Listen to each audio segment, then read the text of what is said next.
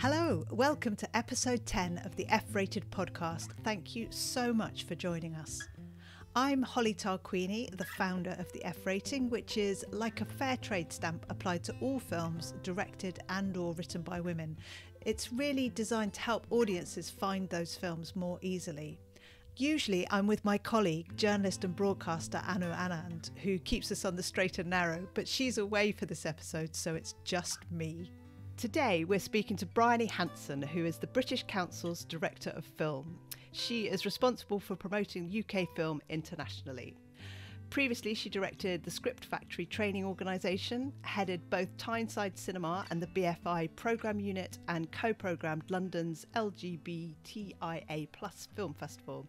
She also chairs BAFTA's original debut award jury and is a frequent critic for BBC Radio 4's Front Row, the film programme and Saturday review shows. And she's a regular on stage hosting a myriad of things. Welcome to the F-Rated podcast, Briony. Hello. Hello, thank you for having me. So first of all, I wonder if you could describe your job to us, please. Yes, people often ask me that. So my job is a sort of dream job, really. It's a job where I work for the British Council, which is the UK's cultural relations organisation. And I think that's a kind of slightly grand way of saying that we are charged to build trust between people of the UK and people everywhere else. It's really, really simple. We do it with lots of different tools in the box, one of which is the arts. So we use the arts, the kind of cultural assets of the UK, to go out and provoke conversations, to make those relationships. In my case, I use film. So I'm director of the film team. There is also a music team and an architecture, design and fashion team and literature and visual arts and so forth. But my bag is film. So it's a kind of two-part job. One is about me and my team championing UK filmmakers, getting out and about on a world stage and sort of saying, this is what UK film looks like. You think it's all James Bond? No. It's much, much wider than that, much broader. There are different kinds of people making work. They are from different places. We're not all from London. We don't all look a certain way. So it's my job to kind of get that message out to the wider world and champion those voices. And then it's also my job, our job, to say to the UK film community, look internationally. You will find a whole host of potential collaborators, of inspiration for your work. Your work will be better if you have an international outlook. We work a lot with international film festivals, so we bring film festivals in to the UK, to London actually, sort of throughout the year. The top 17 film festivals we work with now, so Cannes, Tribeca, Toronto, Berlin and so forth. And we sit them in a screening room and force them to watch UK features, new UK features, in the hope that they'll take them back to Cannes, to Tribeca, Toronto and so forth. Anybody can put their feature film into that programme, and Sundance, Tribeca and so forth will look at them all on a level playing field. And obviously for us, it's like the ultimate showcase. You get your film into Sundance, the world is watching.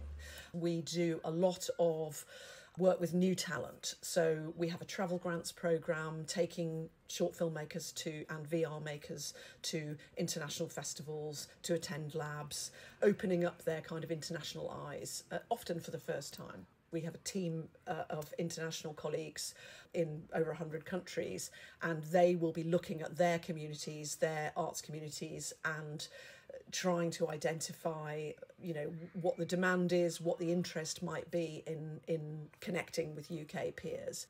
At the film festival in Bath, I have to raise money every year to put the film festival on, and I often feel like the poor sister to music, literature, fashion, lots of the other arts. But I wonder whether that's true in your position, or whether actually film is as brilliant and respected as it should be. Well, it's very interesting because I come from a background, same as you really, exhibition background, where film is absolutely the poor cousin. Not in terms of the public funding. People believe that film can wash its face. Film, you just need to show a Bond film, sell some more popcorn and it'll be all right.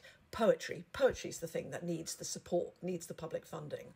When I got to the British Council, what I realised was that actually in the sort of nuance of what we're trying to do, which is basically use film, not film for film's sake, not art for art's sake, but use these as tools for a kind of wider brief, which is the kind of cultural relations brief.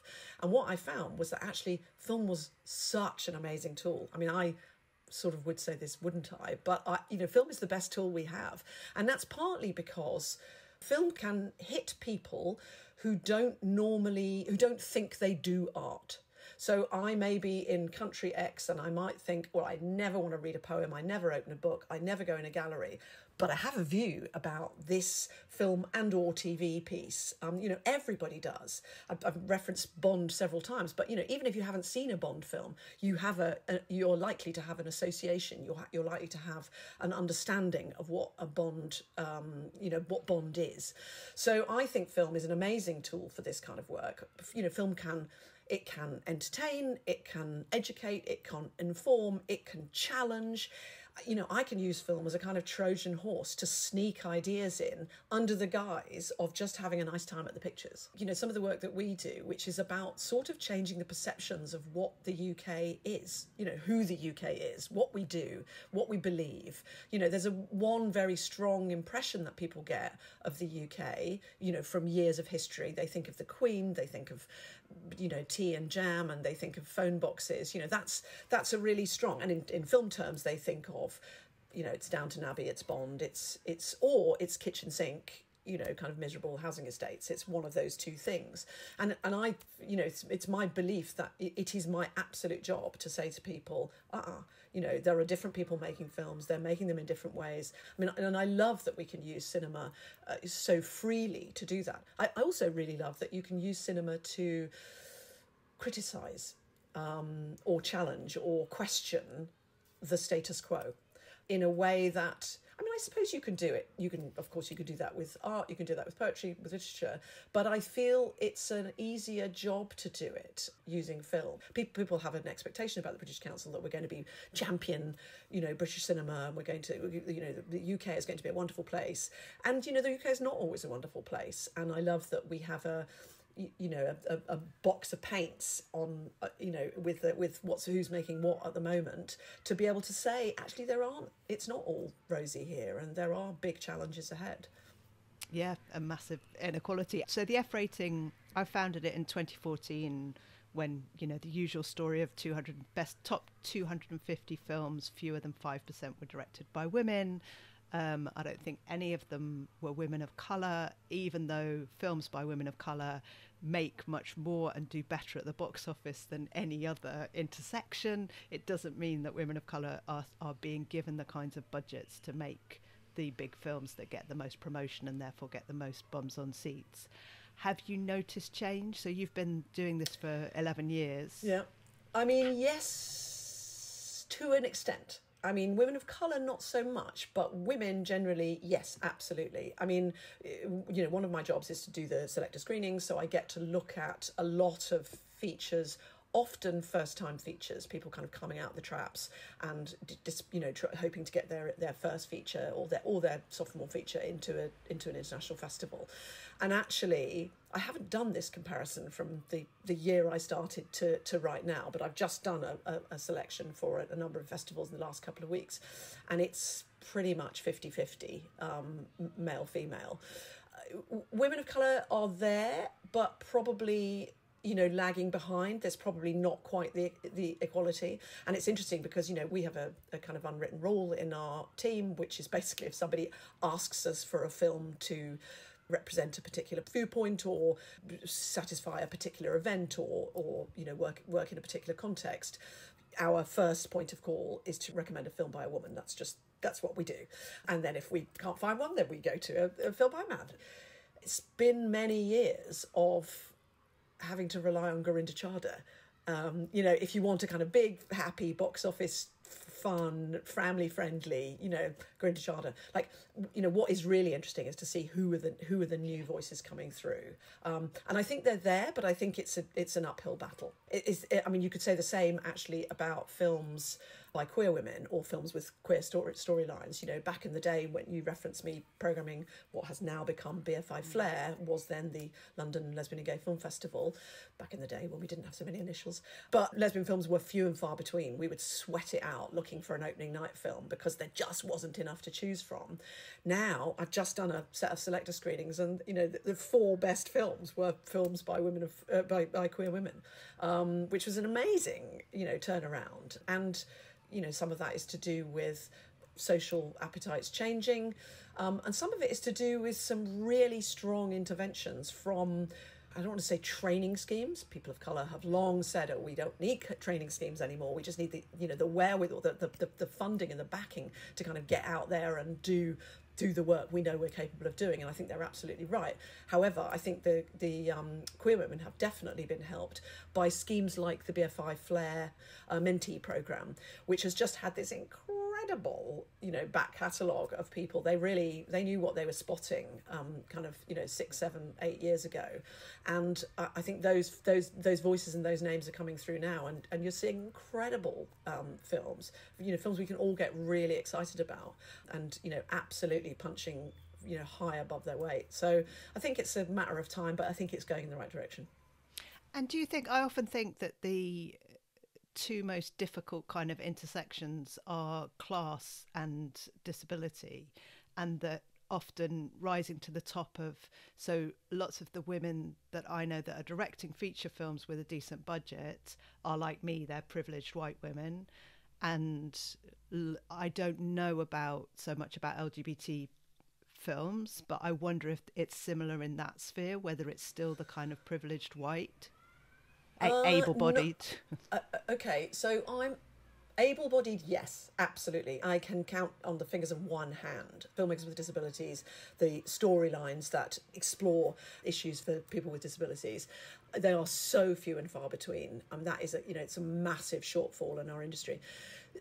Class is an interesting one because obviously, as you know, it's hidden. You can't. It's, you know, unless you literally ask people kind of where did their dad go to school, it's really hard to work out. But I think, you know, knowing the people who make films, I think you're absolutely right. I think there is still, and we know from all those workplace surveys that have happened from organisations like the ICO or the BFI themselves or Skillset, we know that there is a real imbalance. And you're absolutely right. It's white people with privilege who are still the ones kind of making the work. With queer films, it's a little bit different, actually. Funnily enough, the films that I've been watching this week, I think that has been redressed. It seems to be slightly more level in terms of queer film. But I think it's still, you're absolutely right, those are the next big targets, I think. Yeah, and the BFI and BAFTA are now doing proper kind of very comprehensive intersectional support, aren't they? So recently we've had Correct. so many massive events that have changed everything. So we've had Brexit and COVID, and now we've got the war in Ukraine. And I just wonder, what's life like at work now? Well, I think the other thing we had was the murder of George Floyd. Of course. So, and I think those 4 things are the things that will define everything that happens from now on. My organisation was completely turned on its head by COVID in the first instance, partly because we have a very big international footprint. So we have colleagues in over 100 countries, a very, very big teaching English operation in China. And of course, one of our biggest centres is Wuhan. And so our operation in China closed down, a good month and a half before you and I had ever even taken it seriously, which had a catastrophic effect on our finances. So we were already in a quite difficult position, at which point COVID happened, and we suddenly found that a really big chunk of our income was, put on hold, and it was a catastrophe. I am an eternally optimistic person, and I believe that we will come out of this as a better organisation. I think there were a number of things that needed to be looked at. And funnily enough, one of them is linked to, I just referenced George Floyd, which was, I think, all big bureaucratic organisations, from the BFI to the BBC to every organisation worldwide, suddenly found itself under the microscope. And our organisation was absolutely correctly accused of institutional racism. If only, if you look at the senior leadership of the organisation, which was quite monocultural, and, you know, the lower paid people, you know, kind of working on the ground who were not monocultural. And, you know, that in itself is a really big symbol of institutional racism. The other side of that is, of course, an organisation like ours, which is founded, you know, 80 plus years ago, at the point when the empire was still a thing. And it was the job of our organisation then to go out and say, yes, the UK is a marvellous, great organisation. Well, you know what? Those days are gone. And so it has meant taking some bits of the organisation kicking and screaming to look again at its practice, look again at the way it speaks. It's been a really painful process. I think we have all learnt an enormous amount from it. I cannot imagine what it's been like being a person of colour in our organisation. I hope that we will not find ourselves in this position again. I mean, it's a really tricky one because, of course, you know, at the same moment then when we were looking at ourselves existentially and saying we cannot be a colonial organisation, we have to, you know, work to honour the people of colour in the organisation, to amplify voices, to elevate people.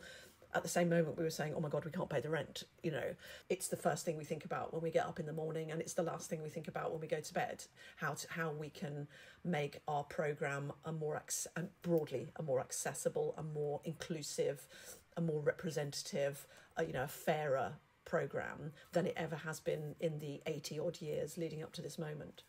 And then just finally, the Ukraine crisis was extraordinary because, of course, we have a big operation in Russia. We have colleagues in Russia who actually work at the embassy. They don't work in a British council. There's a history going back there, which I won't bore you with. But anyway, so we have a programme in Russia, but we also have a very big programme in Ukraine. And at the point when the war broke out, we were planning a 1-year kind of celebration of the relationship between the UK and Ukraine.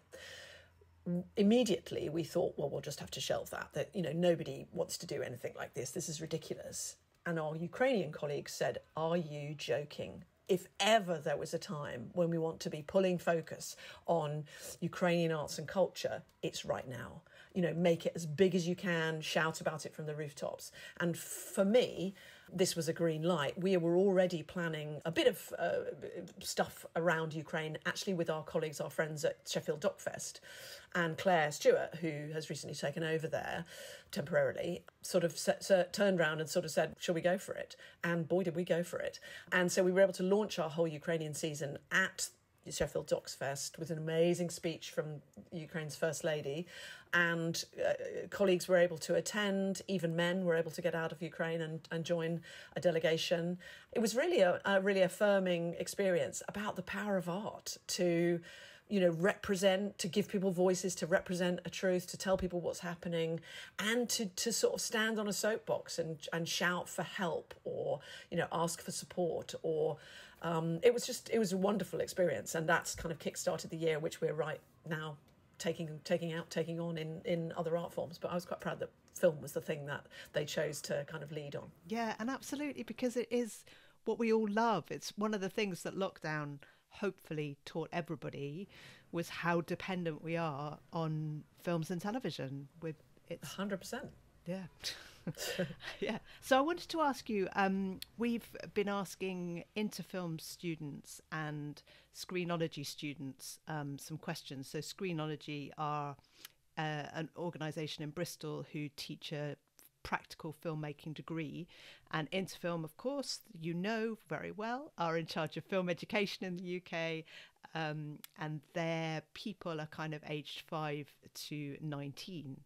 And Eve at Interfilm said, how creative do you have to be when you yourself are out promoting film? Do you see your job as a creative job? Yes, but possibly not in the way that Eva thinks. All my life, I mean, maybe I'm bossy, I don't know, but all my life people have sort of said, well, because my background is exhibition, so I've always been involved in showing films to audiences, trying to get an audience for films. People have constantly said to me, well, you should be a producer. like as in a film producer. And I've always shied away from it. I did once try it. When I was working for what has become BFI Flair, I had a kind of, in the back in the day, there were only 2 programmers. This shows you that this dates it so badly because it was so binary. There was a boy programmer and a girl programmer. God help you if you didn't fit into those boxes. But anyway, we did it together, and he and I did it for 4 years together. And at the end of the 4 years, we sort of said, you know what, we have been in a position of sort of judgment on people's films for all this time, but we've never tried to make one. So we should make one. So we set off together. He was going to write and direct it, and I was going to produce it. And I thought, well, how hard can this be? And there was a book, when I was a student, this book came out called I think it was called the Guerrilla Filmmaker's Handbook. And this was like before anyone had there was the internet, but it wasn't like the internet now. And it was a sort of reference guide to kind of production houses and, you know, cameras and da-da-da. And I basically sat on the phone with the Guerrilla Filmmaker's Handbook in front of me, bluffing my little heart out to all these people, pretending I knew how to make a film, which I've never known such an uphill learning curve in my whole life. It wasn't a curve, it was a bloody uphill mountain. And I got to the end of it and thought, actually, that is so thankless. Thank God there are other people who make films, and it doesn't have to be me. So I don't make films, and I never really have. But in terms of being creative, I have always been, and I will be to the day I die, I'm a creative programmer. I'm a huge cinephile. I think I have been okay at my jobs because I'm a film fan, and I come at it from an audience perspective. I don't come at it from a film studies perspective. I'm not an academic by any stretch of the imagination, but I'm a film fan. And so I think, you know, that there's an element of creativity with that I think helps me to do the job I do. Yeah, and I'm with you on the film. I'm not as much of a cinephile as you, but I'm definitely a film fan rather than a film intellectual or an academic.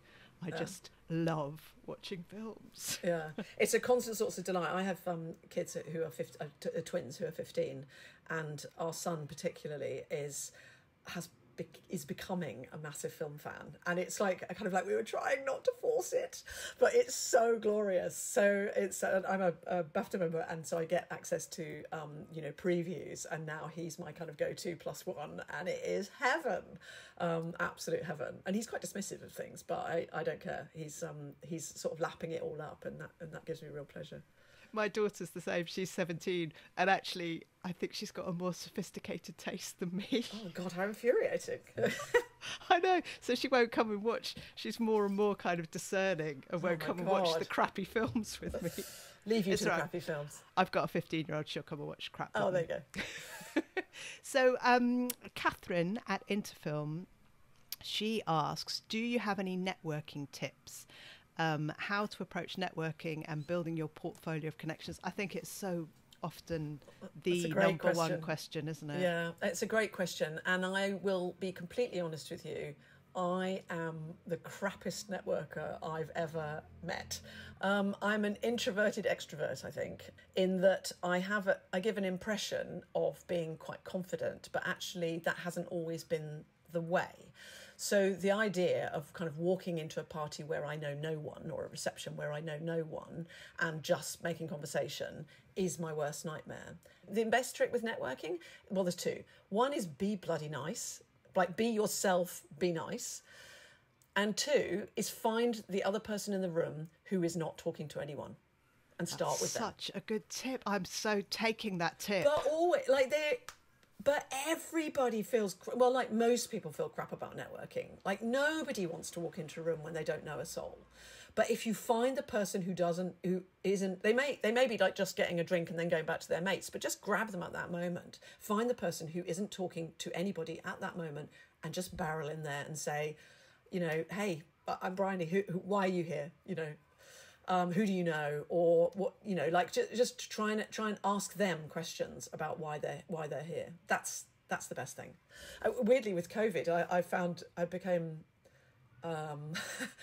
not reclusive, but I really love staying in my neighbourhood, not going out. So getting back on the horse now that things have opened up, I definitely resisted it for a while. Like, oh, I can't be bothered to go to this thing. I can't be bothered to go to that. Which is ridiculous, because it's actually, when you do go to things, it's really pleasurable. And, you know, once in a while, I mean, all the relationships I have, work relationships I have now, I met in sort of just forcing myself to go to things that I didn't really want to go to. You know, first time I went to Cannes, where I knew no one. I was 20 some years old. I'd never been, it was the first festival I ever went to. Can you imagine? And I was dumped into Cannes with like 20 pence in my pocket, pretty much. I had a flat that was miles from anywhere.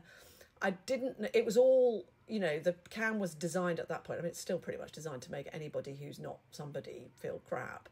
But it was, you know, it took me 3 days to figure out how to get a ticket for anything. And I was really sweating because I was employed at that point by the Tyneside Cinema.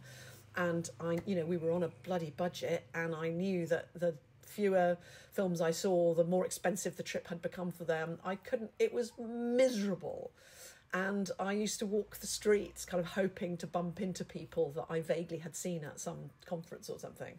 And, you know, it was a miserable experience. I remember it really distinctly. I also remember 2 people from that Cannes, one of whom, they both be nameless, one of whom dead-eyed me, basically, who I did know that person, and they looked over my shoulder, and, you know, I was not the most important person to them, and they made me feel really crap. The other person was a journalist, and I had met him once in a tiny little environment. It was like in passing, friend of a friend of a friend, and he saw me kind of wandering past a table at a restaurant, and sort of clearly thought I looked a bit sad, and waved me over and bought me a drink and asked me to join in, and that was the most amazing experience. Because I was nobody, and it was just those 2 experiences have really shaped the way I am at a kind of cocktail party or something. I never resist somebody coming up and talking to me, because I just remember being that person. I think I still am that person, with lots of armour on. Yeah, I empathise with everything that you're saying completely. So the final question that I'd like to ask you is, if you could go back to your younger self and offer them some advice, do you know what you would say, pertinent to the industry rather than life in general? Well, yes, life in general. I mean, life in general, the industry is probably the same, actually. I would probably say, get on that bus even though you don't know where it's going. Even if you're not quite sure how it's going to work out. I think the real thing is, like, what's the worst that could happen? You know, in that sort of situation, I guess, or your clothes could fall off, or, you know, but that's not going to happen, is it? You know, what? And even if it did, like, it would be fine. So I think relax, maybe relax is the word I'd use.